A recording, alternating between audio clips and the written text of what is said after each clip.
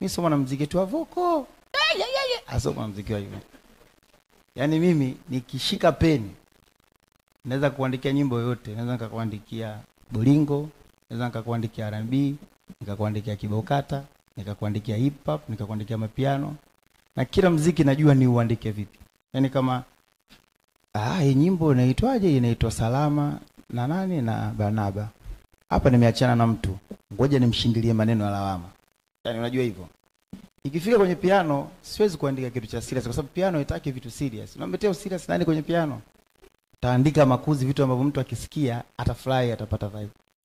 Sasa kutoka kwangu ukiandika nyimbo ya mapenzi ya kuumizwa nitaandika nyimbo kama Kamwambie. Nataka nyimbo ya maisha nitakuandikia nyimbo kama Yatapita. Na ukikaa na wasanii wote hao wewe zungumza nao tuambie Diamond kwenye sekta kuandika yuko vipi. Sipiragi kuzungumza. Sasa watu ukitoa sana nyimbo zile za mapiano au nyimbo za mipinduko, imani zao zinaona kama huyu sio mwandishi. Huyu IQ yake imeisha. Kwa sababu mtu ukiona mtu anaongea anaweza katia verse kama nyimbo ya Barnaba kuonesha kama mkae mbali na mimi. Sio, umeelewa? Na muziki, kila muziki kuna namna yake ya kuandika. Alafu watu wanakaaga wanajidanganya, unajua Diamond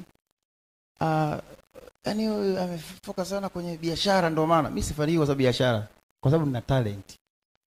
Kitendo cha mimi kisikia biti ya kwa Masava, nione tu nikuandikie salamu, maana yake nimetumia IQ kubwa sana. Bonge fika wewe ungeanza kujieleza, unajua kusalimiana vizuri, jamani tusalimiane. Ila kwa sababu mimi na IQ na nina talent, nikifika pale na kusalimia tu how are you? Kunjani. Kwa hiyo ukiona unaona kama ni chepesi, sio chepesi kile. Talent. Ukiona nikifika kwenye show nitakuandikia, yani hicho ndio kinachoita talent. Yani sasa mtu uko nje wanapotoshana kwamba unajua mfanya biashara, sio biashara, mimi na talent. Kwa ninaweza kuandika muziki wowote na nikacheza nao muziki wowote na nikatengeneza hit. Na ndio miongoni. Yani hiyo ndio kwanza, hiyo ndio sila yangu kuu kwenye maisha yangu ya muziki.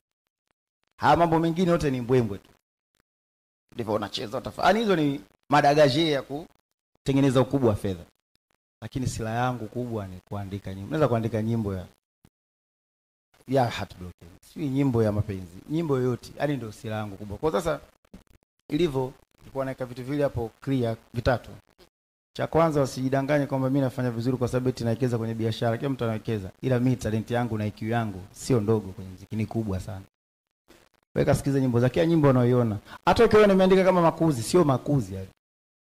Unashangaa tu nyimbo watu wanacheza wazungu, wafanya nini, show labda wana eti show shuku. Zile techniques ambazo unatakiwa na talent ujue unaandika nini.